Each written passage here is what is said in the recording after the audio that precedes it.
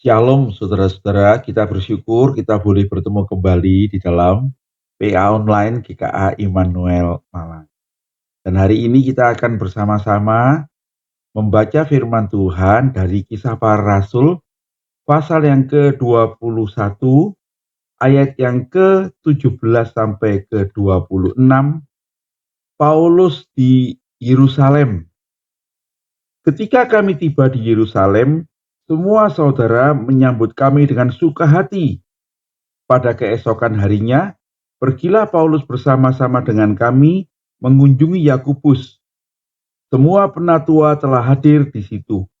Paulus memberi salam kepada mereka, lalu menceritakan dengan terperinci apa yang dilakukan Allah di antara bangsa-bangsa lain oleh pelayanannya.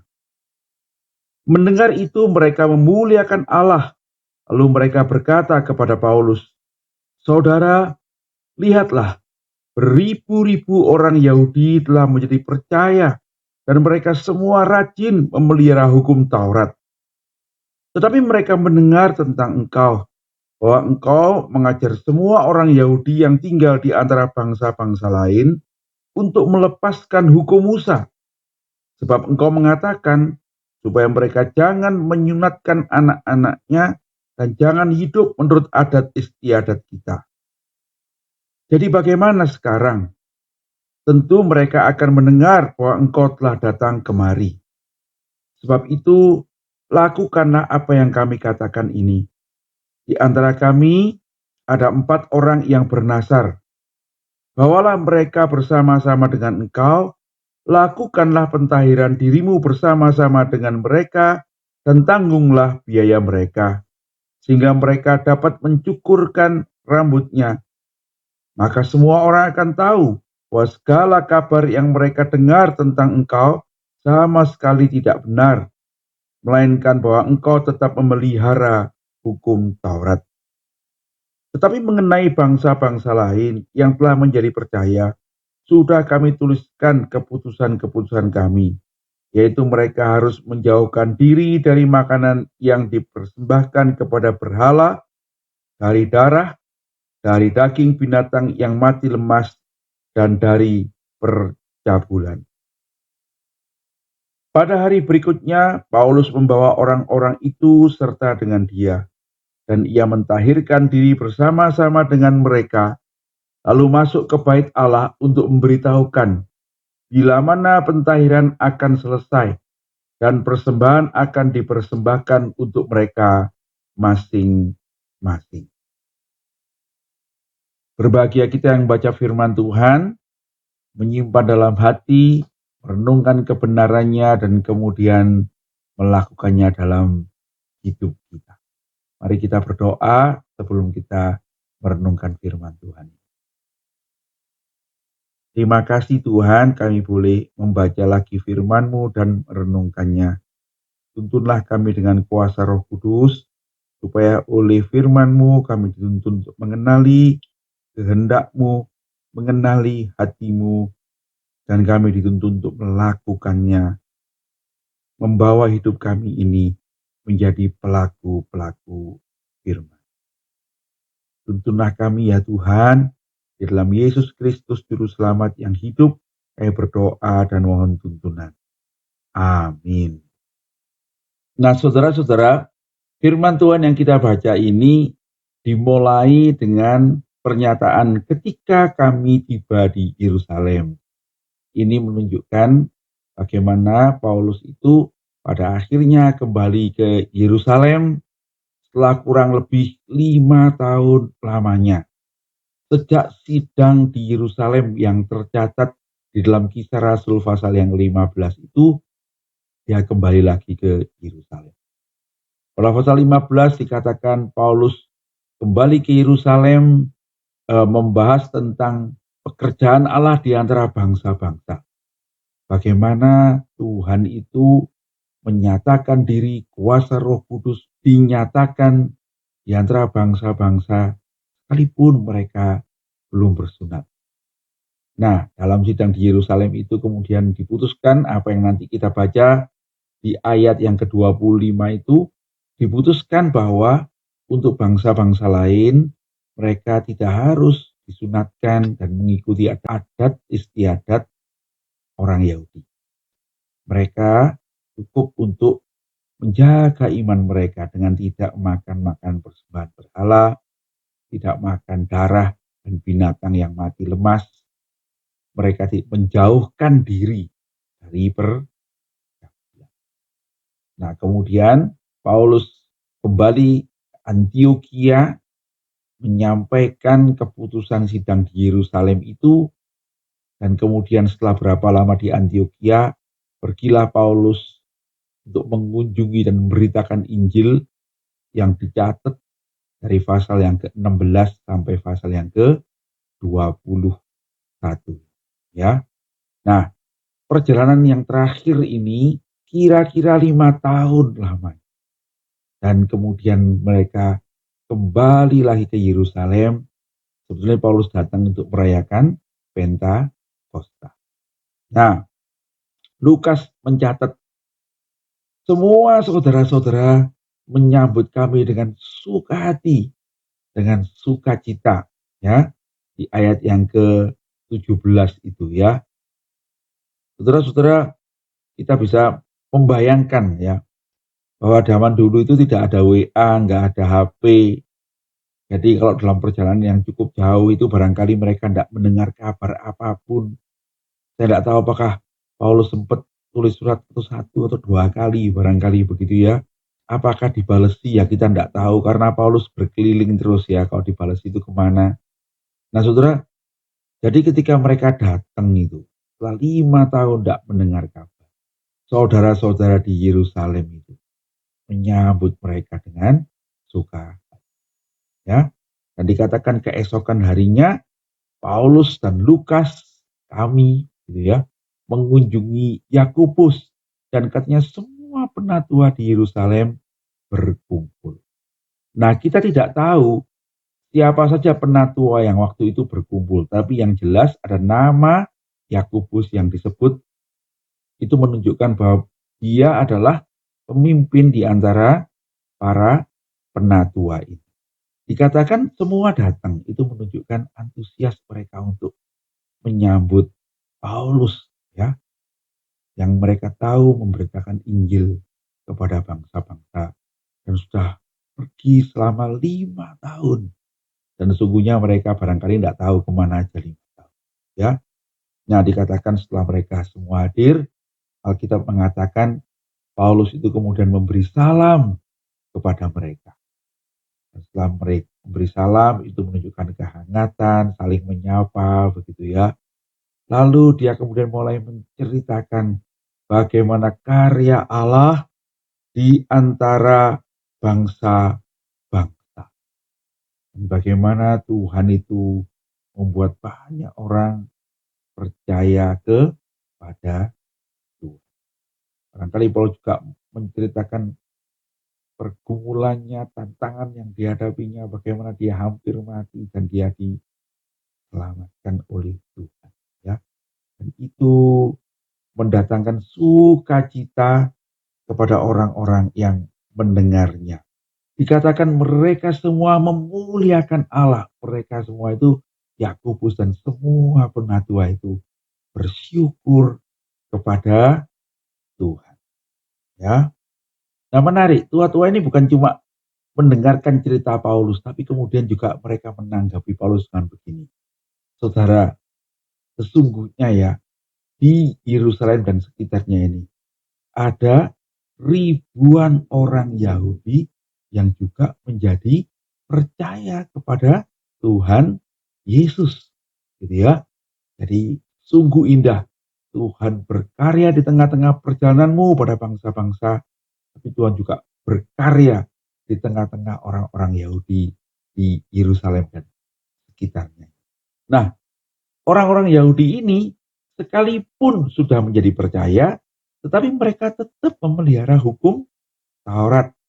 Kita tahu dalam catatan tradisi, Yakobus adalah salah satu pemimpin Kristen mula-mula yang sangat ketat menjalankan hukum Taurat.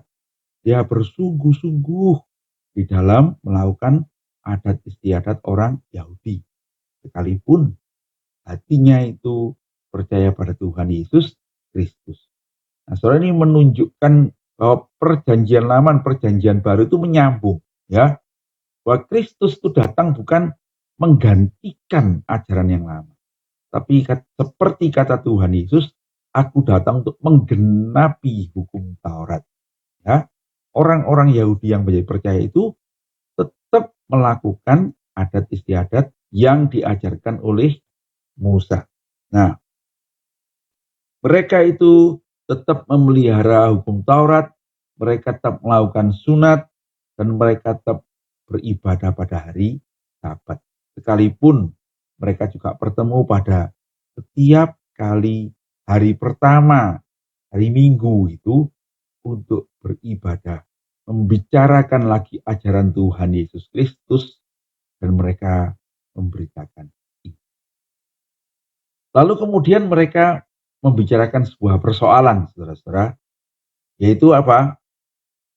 Bahwa orang-orang Yahudi di daerah Yerusalem ini mendengar rumor, isu bahwa Paulus itu mengajarkan semua orang Yahudi yang tinggal di antara bangsa-bangsa asing itu untuk melepaskan tradisi dan hukum Musa.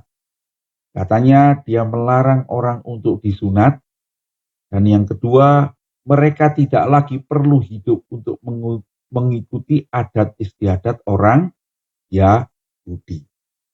Dan karena itu mereka menganggap Paulus sendiri sudah tidak lagi menganggap dirinya orang Yahudi.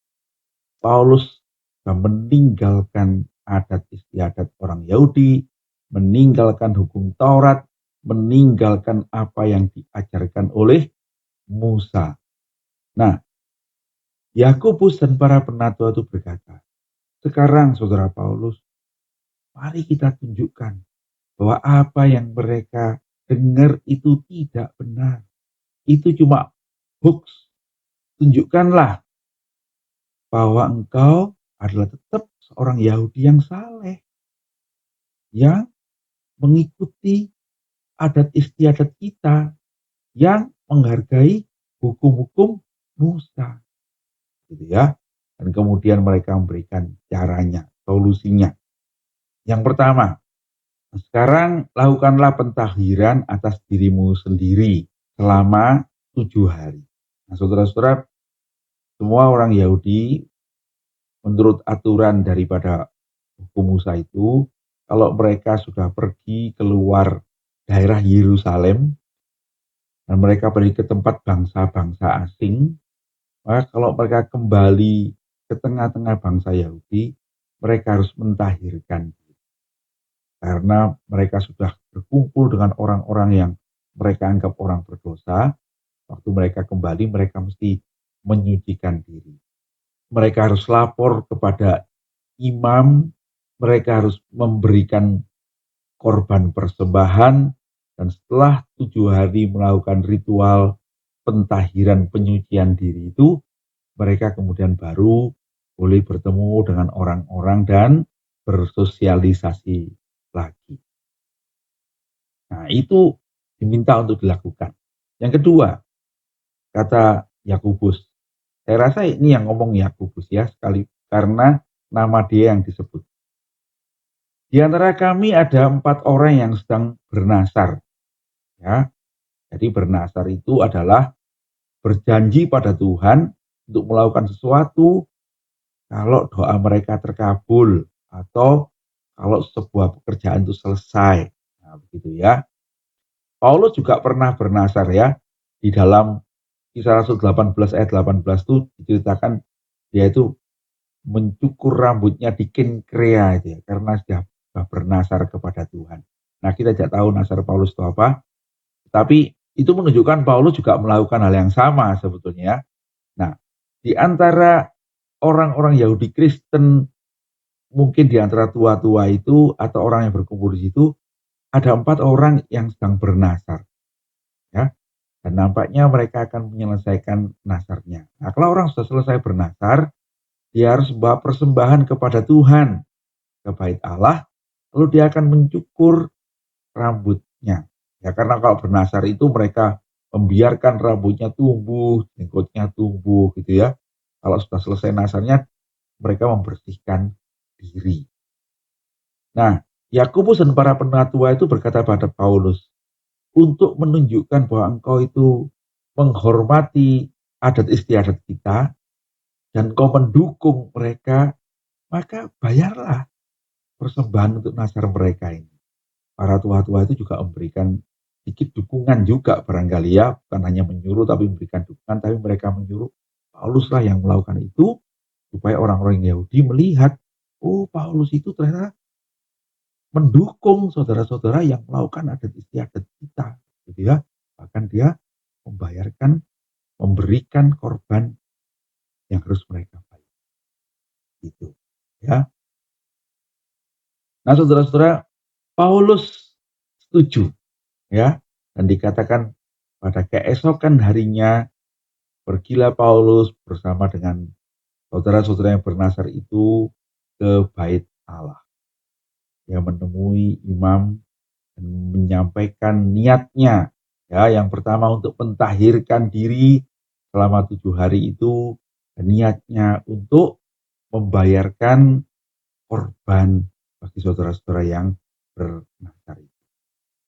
Maka ditetapkanlah kapan mulai dan kapan berakhir, dan kemudian Paulus memulai ritual untuk mentahirkan diri selama 7 hari, dan dia membayarkan korban bagi saudara-saudara yang bernasar ini, sehingga nanti pada waktunya upacara pembersihan diri ini bisa dilangsungkan sesuai dengan adat istiadat yang diajarkan oleh Musa. Nah, saudara-saudara, apa yang bisa kita pelajari dari WA kita? Yang pertama, saudara-saudara, menarik bahwa Lukas itu mencatat ada sukacita ketika mereka sedang menceritakan apa yang dikerjakan Allah pada segala bangsa.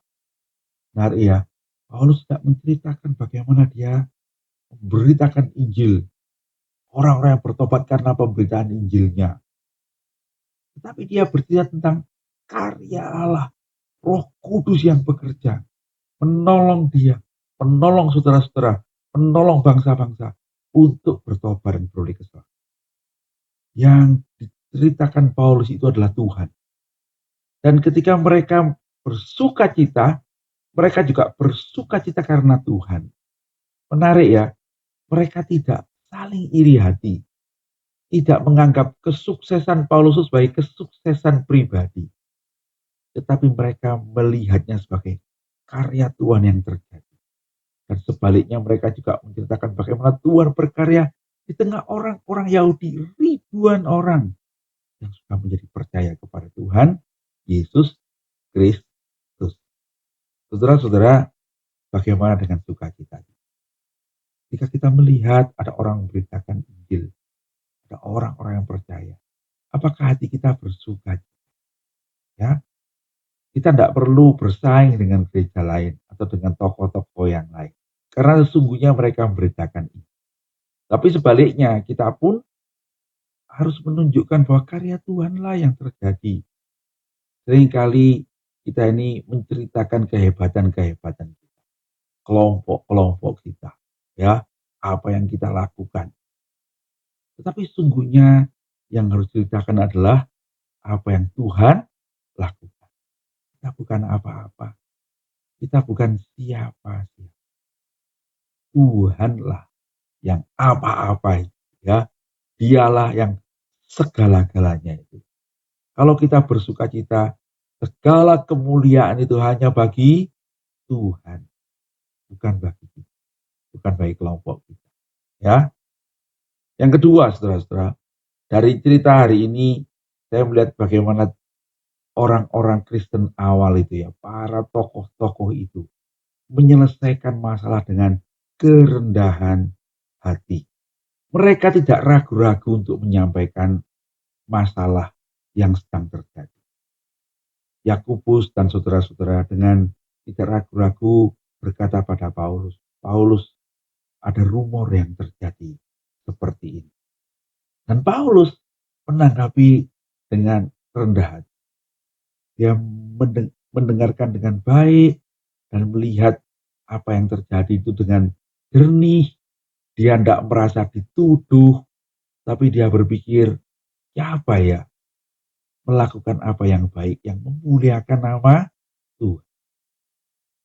Lalu ketika dia mendengarkan usulan bagaimana solusi itu, Paulus dengan segera menerima. Saudara-saudara, ini menarik ya. Jadi orang tidak merasa dituduh satu sama lain. Tapi yang satu menyampaikan apa yang terjadi, yang lain menerima dengan rendah hati. Mereka bersama-sama memikirkan apa yang memuliakan nama Tuhan, dan kemudian mereka mencari solusi yang bukan untuk siapa-siapa, tapi supaya nama Tuhan tidak dihujat, supaya ada damai sejahtera dan nama Tuhan dipermuliakan. Itu cara mengatasi masalah yang baik. Ya, saya tidak tahu apa yang sedang kita alami hari ini, saudara. Tapi biar dalam apapun yang kita alami, kita tidak mendahulukan ego kita, tapi mendengarkan dengan baik, mencari solusi yang baik, dan biar nama Tuhan dipermuliakan. Ya, nah berikutnya, apakah dengan mengikuti anjuran para penatua itu, Paulus sekali lagi pergi ke bait Allah, mengikuti ritual yang diajarkan Musa itu, Paulus konsisten? Ya, bukankah dia pernah berkata pada orang-orang ketika dia memberitakan Injil itu ya, sunat itu tidak menyelamatkan. Ya, orang-orang asing percaya kepada Tuhan Yesus, itulah yang menyelamatkan. Ya, di dalam Yesus tidak ada lagi orang Yahudi, orang Yunani.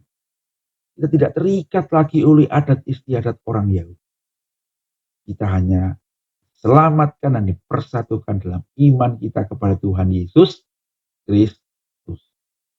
Katanya Paulus ini kemudian disuruh untuk melakukan lagi adat istiadat orang Yahudi, membayar nasarnya. Apakah ini konsisten? Sebenarnya ini konsisten. Sebab yang ditentang Paulus itu bukan hukum Taurat. Sampai hari ini pun kita masih pakai Alkitab Perjanjian Lama. Yang ditentang Paulus itu bukan hukum Musa, adat istiadat orang Yahudi. Yang ditentang Paulus adalah jikalau adat istiadat dan hukum Taurat itu menjadi syarat keselamatan untuk mendapatkan hidup kekal, untuk masuk surga. Atau itu merupakan hal yang harus ditambahkan karena penebusan Kristus tidak cukup. Nah, itu yang ditentang Paulus. Ya. Jadi Paulus dengan jelas mengatakan bahwa keselamatan itu hanya karena iman pada Yesus Kristus final, ya. Tidak perlu ditambahin apapun, termasuk syarat-syarat harus mengikuti hukum Taurat, harus mengikuti adat istiadat orang Yahudi, itu tidak perlu. Karena keselamatan itu hanya karena iman pada Yesus Kristus. Karena begitu besar kasih Allah akan dunia ini, sehingga ia mengaruniakan-Nya yang tunggal, supaya setiap orang yang percaya kepadanya tidak binasa, melainkan beroleh hidup yang kekal. Iman kepada Kristus sajalah ya yang menyelamatkan. Kita diselamatkan itu oleh karena kasih karunia, bukan karena melakukan hukum Taurat. Ya, tapi semata-mata karena anugerah Allah. Dan kita ini beriman dengan menerima anugerah itu. Tetapi Paulus sendiri adalah seorang yang taat pada hukum Taurat, saudara-saudara ya. Dia bernasar, dia mungkin makan makanan yang halal, dia berusaha tidak menjadi batu sandungan kepada siapapun, ya termasuk pada orang Yahudi. Dia menjaga dirinya untuk menjadi orang yang saleh di mata orang-orang Yahudi juga. Bukan karena dia diselamatkan oleh kesalehan, tetapi karena itu ketaatannya kepada Tuhan. Itu hormatnya kepada firman Tuhan. Itu adalah kasihnya kepada Tuhan. Karena dia mengasihi Tuhan dengan segenap hati, dengan segenap jiwanya, dengan segenap akal. Maka dia melakukan semua yang Tuhan ajarkan di dalam perjanjian. Jangan membunuh, jangan berzina, jangan mencuri, jangan bersaksi dusta. Ingin milik sesama. Kuduskanlah hari Sabat. Jangan menyembah berhala. Hormatilah orang tua. Semua hukum-hukum itu Paulus lakukan karena dia tahu itu dari Tuhan. Dan karena dia mencintai Tuhan. Karena dia bersyukur pada Tuhan. Dia melakukan ketaatan itu. Supaya dia menyenangkan. Bukan karena diselamatkan. Tetapi itulah bukti cintanya pada saudara-saudara. Kita sebagai orang Kristen, apakah kita harus hidup saleh? Harus. Bukan untuk diselamatkan. Karena keselamatan kita terima sebagai anugerah. Tapi kita harus melakukan apa yang baik. Berdoa sungguh-sungguh. Beribadah dengan rajin. Setia membaca firman Tuhan. Melakukan apa yang baik. Memberi sedekah. Karena kita mencintai Tuhan. Supaya hidup kita menjadi terang dunia. Jadi garam dunia. Supaya kebaikan kita, perhatikan ya, kebaikan kita tuh dilihat semua orang, lalu mereka memuliakan Bapa yang di sorga. Nah saudara-saudara, biarlah teladan Paulus ini menjadi berkat buat kita. Bila kita hidup dalam terang firman Tuhan. Ya, keselamatan itu dari Allah, itu anugerah. Tapi setelah kita diselamatkan, bila kita mengerjakan keluar keselamatan yang Tuhan anugerahkan dalam hidup kita itu dalam bentuk perbuatan-perbuatan baik, ketaatan, kesalehan hidup, supaya nama Tuhan dipermuliakan, supaya nama Tuhan dimuliakan. Tuhan kiranya memberkati kita. Mari kita berdoa. Terima kasih Tuhan, kami boleh membaca firman-Mu dan kami boleh dituntun untuk berjalan dalam kebenaran. Karena tolonglah kami, bukan hanya mendengarkan firman dan tuntunan, tapi melakukannya dalam kita. Kiranya Tuhan dipermuliakan dalam hidup kami karena kesalehan kami, karena kebaikan kami, dan kiranya sungguh Injil boleh diberitakan, banyak orang datang kepada Tuhan. Terpujilah nama-Mu, kami berdoa dan mengucap syukur di dalam Yesus Kristus Juru Selamat kami yang hidup. Amin. Demikian PA kita hari ini saudara-saudara. Sampai ketemu nanti di Zoom meeting jam 6 sore. Kita boleh mendiskusikannya dan kita boleh bertanya kalau ada yang mau ditanya. Tuhan Yesus memberkati.